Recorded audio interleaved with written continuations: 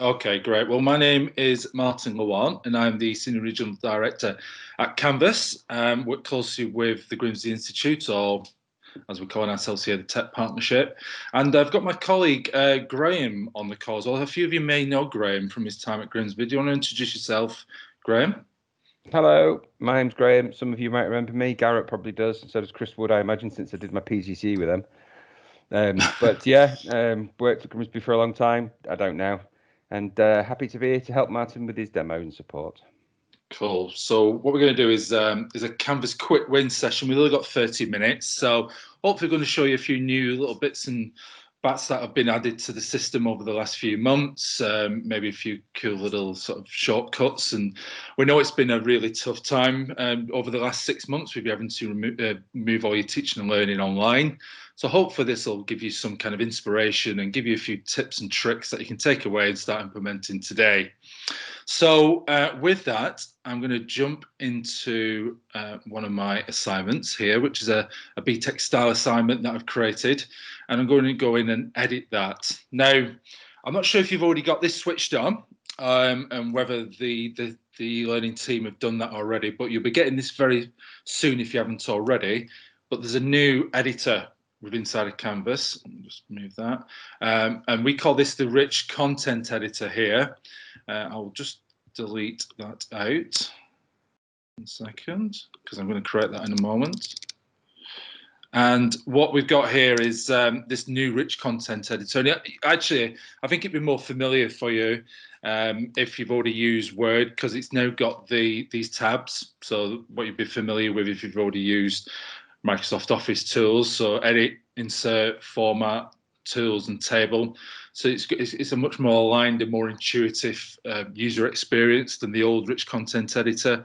You've still got all the functionality like making it bold, italic, underline, etc. But now instead of just making it sort of a normal size or bigger or larger, you can go directly to the different font sizes that you want. You can create various different headings and paragraphs that you would already be familiar with when using Word tools. But now you can change the colour schemes using this palette. You can highlight certain bits. If you're in the maths department as well, you can start adding equations. There's also an equation tool built in here as well. So you can start using that directly inside of Canvas. Some of these buttons which were on the right-hand side previously are now built into this into the rich content editor across this ribbon. So if you want to add any external links or course links, you can do that from here. Previously, they would have been on the right-hand side. So now when you click on them, these all populate here on the right-hand side. So if you want to go to your pages to put a link to an assignment or to a quiz, you can just do that very simply by just clicking on there. If you want to start uploading any images, you can do them from here. So if I press upload image, you can just drag and drop them from your desktop directly into Canvas by doing it that way. We've also got a license with with a system called Unsplash, which comes with Canvas. So if you want to add an image and you want to make sure that it's all free from copyright and that you're able to use it, you can do that directly from here. So if I just type in technology, all these different images are available for you to use. I think it looks like there's 449 images under the term technology. And if I just want to add one of those in, you can just click and press submit, and it'll put that image directly into your Canvas, into this content editor. If you want to film yourself, you can do that as well. So if you want to give any instructions, you can either drag and drop some media in, or you can record yourself using the rich content editor recording tool. This is a test, just adding this in. There we go. I'm not going to add it on actually, but it's as simple as that. You can add any documents or course documents that you wanted to directly into the content editor as well. You may well be familiar, if you've used Canvas previously, most of you will have done, on adding apps into Canvas. So we've got an app store built in. I've added some of the most popular and used apps that are used within Canvas. So obviously Microsoft Teams meetings you can create. I'll do that in a moment. You can bring in your Office 365 documents through an integration that we've got with Office 365. So your OneDrive files will appear into here, and you can search for your OneDrive and add files directly into there. I know that we've got you've got Planet eStream at the college. So if you want to add a Planet eStream video or some content or free-to-air content, you can just click on that Planet eStream button. If you want to add a YouTube video, it's very simple to be able to do that. I can do it directly from here. So if I type in Grimsby Institute, what comes up? I think there's a Canvas video here as well. Here it is. It's a lovely Canvas video that we came up and filmed in November. If I want to embed that, I can just press the embed button and it'll put it straight into here as well. So we've got the video there. I've also added a table. I'll show you why I've done that in a few moments. If there's any apps that you want to add yourself into your courses, then you can do that through the settings area. There are quite a lot of free apps available out there, and there are quite a few that are paid for as well. You can actually search for them through this website called the eduappcenter.com, but you can also do it within the settings area within your Canvas. This area gives you a little bit more information as well to what these different apps are, and there's currently 434 different apps that are available. So if you've got a specific tool that you want to use inside of your Canvas, then maybe there's an app already here already. If not, then perhaps we can go and get it added. If you speak to us, we can speak to our partnerships team. Or if they're LTI compliant, which means that all these tools are LTI tools, then you'll be able to add it through a manual way, and the e-learning team will be able to help you to do that. So I mentioned that there's some various other tools that have been added, and one of those, which is quite important actually, is this accessibility tool. I think it's the 23rd of September of 2020, so only 2 or 3 weeks away, that all of your content in your courses by law needs to be accessible. We know that 16% on average of FE students have some form of disability, and what this tool and this little man down here will do is actually check your content as you're building it in the content editor to make sure that it's accessible. So if I click on that now, it's going to tell me, and it's telling me that there's actually 2 accessibility issues with this, and that's because I've added a table and I've not captioned it. So what I'm going to do is I'm going to call it a table, and then it's asking what I should say that is it a table header? Is it a table row? I'm going to call it a table column and apply it. And now that has been made accessible. So this document, once I've created this assignment, it will be accessible for anybody who's using screen readers or various other tools to help with their disability. Also within here, there's now a word count, so you can actually see how many words are actually been typed in your particular assignment. So I've added 5 words, so it's saying 5 words down here. This little button expands the window to make it bigger or larger, so you give a bigger area for you to start building out that assignment. Is there any questions, Elaine, at this point? Sorry, Martin, multitasking. There are none in the chat at this point, thank you. Okay. Excellent. Keep going. Keep I going. love the new rich text editor, by the way, and no, we have not yet enabled it, but that'll be something I look at. Yeah, have a look actually. Graham, is this going to be a mandatory upgrade in the next couple of weeks? Certainly is. So yeah, maybe you want to start adding that now before everybody comes back. And starts using it, because it's going to get pushed out anyway, because it is miles better. There was a few bugs early on about 6 months ago when we very first launched it, but it's all working great now. So I encourage you to start using it. It's a much more seamless interface and much more aligned to your Office documents that you're already doing a lot with. So that's all good. In fact, yeah, before I move away, I'm going to add a Teams meeting. Now, Elaine, while you're still there, are you using Teams meetings internally, or the big blue button still? A bit of both, Martin, depending on what they need, because obviously we've not subscribed to Big Blue Button. They can't have them for longer than 14 days. So if they're working across multiple courses in Canvas, for example, or anything like that, where they've got multiple groups together, they'll set up a Teams meeting and then put the link out onto the other Canvas pages. So there's a mixture, really, to answer that question. Okay, that's pretty standard, to be honest. And I assume you've already set this integration up for people.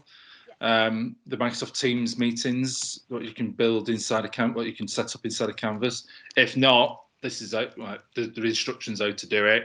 And once it's set up, it's pretty cool, actually. This is the first part of our Teams integration. The much bigger Teams integration is probably due in the next 6 months or so. But we added this as part of our response to the COVID-19 and the pandemic. Big Blue Button was getting hammered, as you might imagine, during that period. Some colleges were moving to Zoom. Obviously, many were using Teams as well. So we added this functionality to be able to create a Teams meeting. So if all you need to do is just give it a name, pick the date and time, when it starts, when it stops, press create. It's going to create a Teams meeting, and it'll just drop it into your rich content editor like that. So if I go in and press save now, I can go and press and click on that, and it's going to open up that that Teams meeting. There are a couple of questions, Martin. Sorry. All right. Just popped up. So the Teams app in Canvas, Chris, I'm not sure where it is on this instance of Canvas, but ours is on the blue V. So you know the external tools when you're picking it, because it's a different text editor what Martin's got on his instance here. So it's on the blue V in the one that you're using at the moment. And the other question, correct. I think, yeah. So Alex, Clark, Sandy, is there a way you can create preset buttons for conferences that are repeated daily? Ooh. Graham, do you know the answer to that? I don't think there is. I don't think so. I don't think there is. No, I don't think there is. No. Good suggestion, though. Maybe something that we should add to the to our sort of suggestions area within the Canvas community. But no, currently, I think you'd have to go in and create those each time. If it's the same meeting and the same link, could you not just post that link up each time and just copy and paste that in? I imagine so. If it's the same meeting link each time, obviously, if you're setting up a new meeting each time, then you'd obviously have to set this up and create a new one every time. But if it's just the same one, you should be able to just sort of copy that. Yeah. Okay, moving on. Just looking at the time, we're already 15 minutes in. I'm going to move to the modules area. So everybody should be familiar with modules. Like many things in Canvas, you can just drag and drop various different areas and different things into different areas. But we've just added the functionality to be able to, if you create a new module, I'll just call this a test module and create it. But you can now bring in multiple files from your computer at one time. So if I go down here to the test module and go to my Finder, I knew I was going to do that.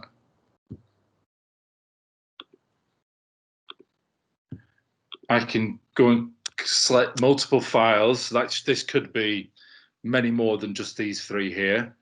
And what I'm going to do is I'm just going to drag and drop these. 1 second. Why is it doing that? There we go.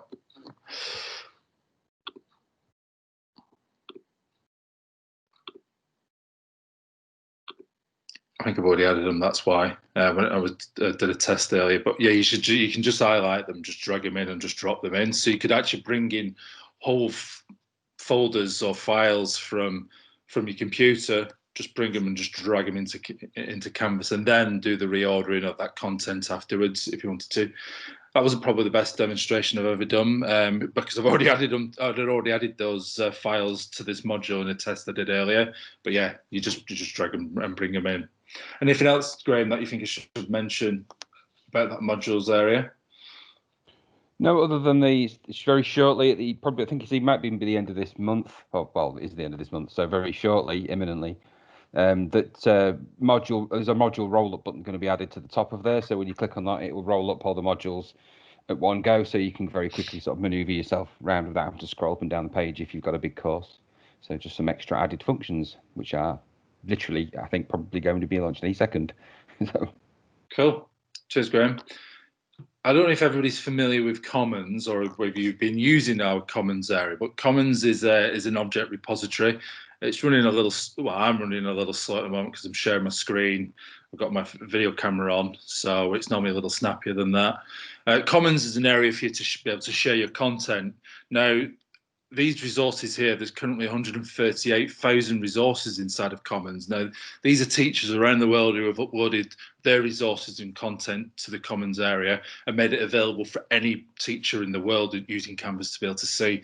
Now, you can create your own sort of groups and filters and subgroups by going into your kind of admin area and then creating groups. So you could create an English group, a sciences group, one for sports science, for example, and various different groups. And teachers within those departments can just share content between themselves. It'll just be locked down to those particular areas. You could just have an area for the tech partnership, so nobody else or one of the other colleges, which is not really in the spirit of collaboration and what the college is looking to achieve at the moment, but you could do that. You could just lock it down to Grimsby Institute or the tech partnership. I mean, it means that you can share content between yourselves, and that was kind of our original way of being able to share content inside the platform. We've added a couple of other ways to do that recently. What you would do within Commons is if you find something that you like, so if I look for, let's look for Microsoft, I know that you're a Microsoft college. There's currently 236 resources for Microsoft in there, so there's some stuff on PowerPoint. Let's have a look at this resource here. Somebody's uploaded. You'll be able to see a preview, so you can see what it is. So there's a module here with various different activities. If you think this is okay, you can just add it to your course. You can also go in and leave a review. People can leave reviews on your work and resources that you've posted up here too. You can add it to your favorites, and that'll bring a link directly into the rich content editor. So if it's something that you use often, you can have it added as a favorite and a link inside of the content editor. If I want to bring this into one of my courses, I think this is pretty good. I want to use it in my geology course. I just press import to course, and by the time I get back, that module will have been added to my course, which is pretty cool. We've also just added the functionality to be able to share content and resources directly to other teachers. And you can do that through the pages area here. This is quite a good demonstration for it. So if you've created a page, I can just go in here and I can send that to. If I go to all my pages of content, I can select multiple ones.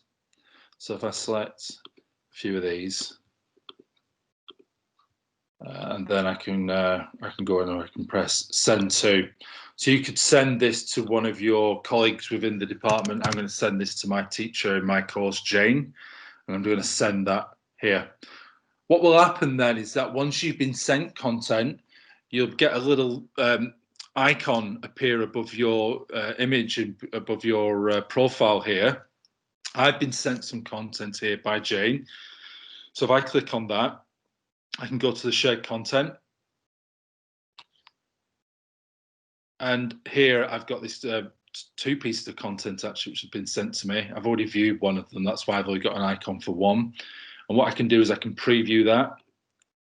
I can have a look at it. And if I like it, I can then import it into my course. Just find which course you want. If you want it in that, where was it?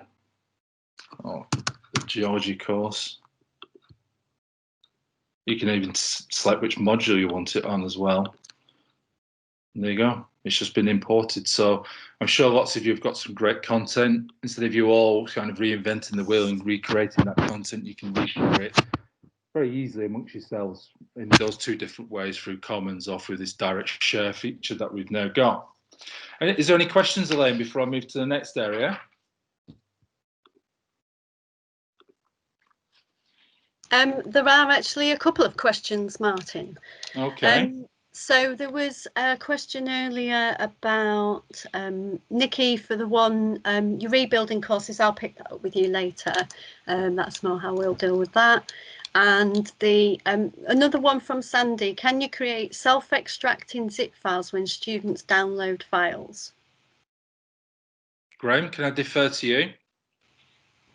You can't create zip files from inside of Canvas other than if you make the course, some of the course downloadable, the students can download content, but that's a settings, administrative settings thing that Elaine would need to look at from the site administration end. But that's the only way you can create downloadable zips. You can't just tick the boxes and then say create a zip from this. There's no way of doing that inside of Canvas that way. Okay. Is there any other questions, Elaine? I'm just having a little scroll. Sean Curtis has asked, will there be a way to export quiz results with tutor comments in the future? I'm not aware of that as on our roadmap. Have you seen anything, Graham? Is that available in the new quizzes? It's the whole new quizzes is under a constant development and redevelopment at the moment. So I've not seen it on the immediate roadmap, but that's not to say that it isn't on the 6 month or 12 month. So watch this space. I think there's been quite a number of changes to that specific part of Canvas, and I think that's something that they want to expand and grow quite quickly as well in light of all of the COVID stuff. So I'd say watch this space. That will rapidly change. Anything else, Elaine? Not at this time, Martin. Thank you. Okay, great.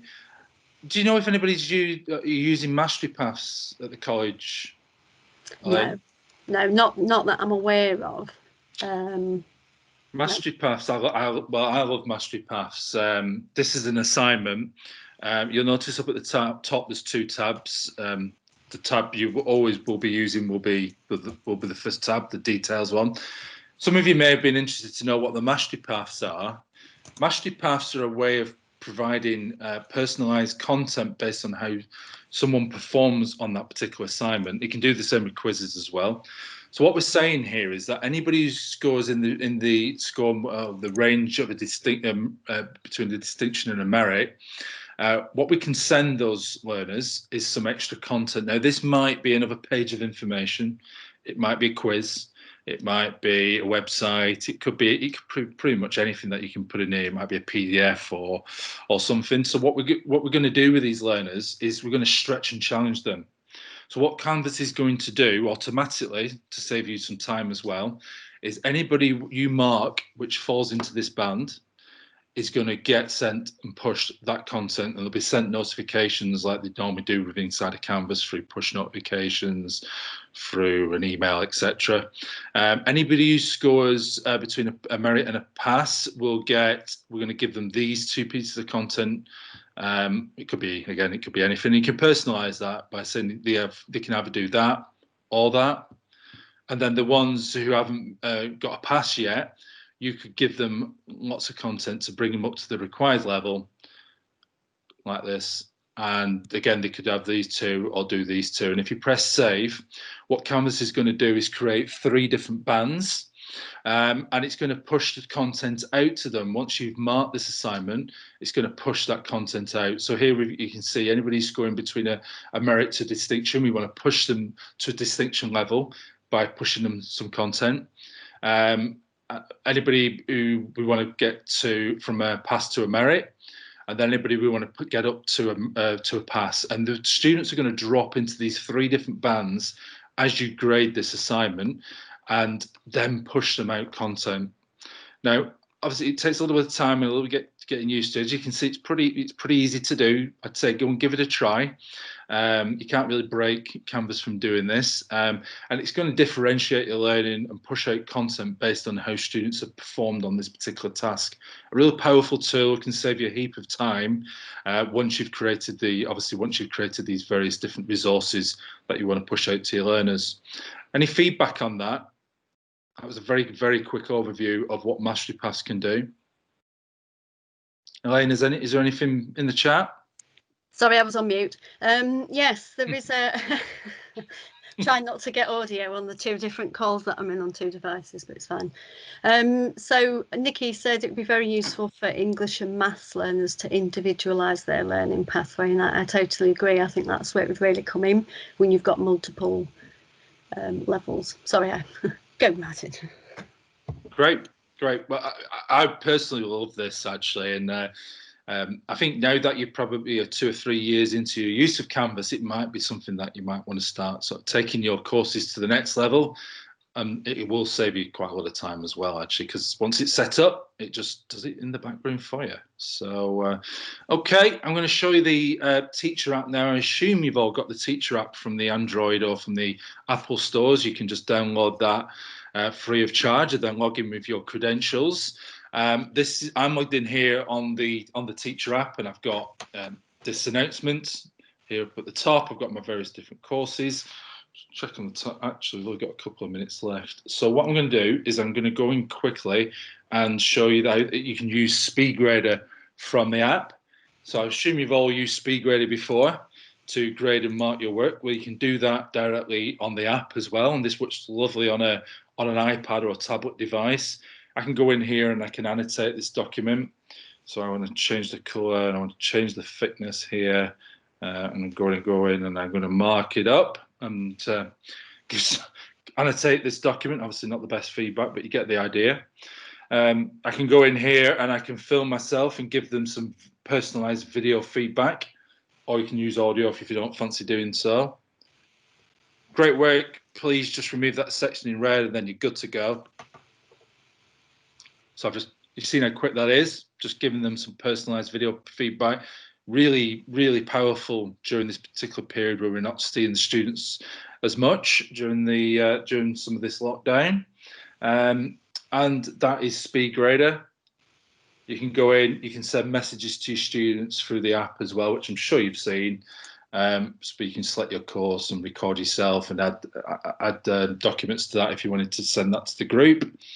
One thing I did want to show you before we call this a day is the new analytics. Now, this is available within your courses on the desktop version, but it's also available within the app as well. So we've really beefed up the analytics within Canvas in the last 6 months to a year. I'm going to flip my phone around here to landscape mode, and you can actually go in and really get some great analytics and feedback that you've been given to your students through here. You can compare that to other students. So if I wanted to compare that to Natalie, I can do. So Natalie's the green dot. The rest of the class is in blue. If I want to go in and see what kind of activities taking place within my courses, I can go and scroll back through various different weeks. I can actually go and have a look at various different students and the resources now, page views that there's been and participations. What I really like, though, is looking at the various different students within the group and seeing what activity they've been doing, what participations, what percentage of their submissions has been on time. But I think the neatest bit here, which will save you a heap of time, is looking at various different score ranges. So I can type in what score I want to see students from. So if I want to go in and type 85, Canvas knows that there's been 3 students. I can expand that and see which students they were. And I could send an individualized message to each of those students saying, well done, great score. And it'll push a message out to each of those students to say that they've done well. Vice versa, conversely, you could do that for students who've scored badly. You could say, could you resubmit this? It also tells you which students have not submitted and who's been late as well. Real powerful tool, can help you send out multiple messages very quickly. And Canvas does a lot of the background work for you.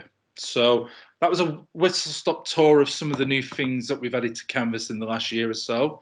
I hope that was useful. And it is now 2 minutes past, half past. So I imagine quite a few of you have already dropped off. But is there any questions, Elaine, in case anybody's still on?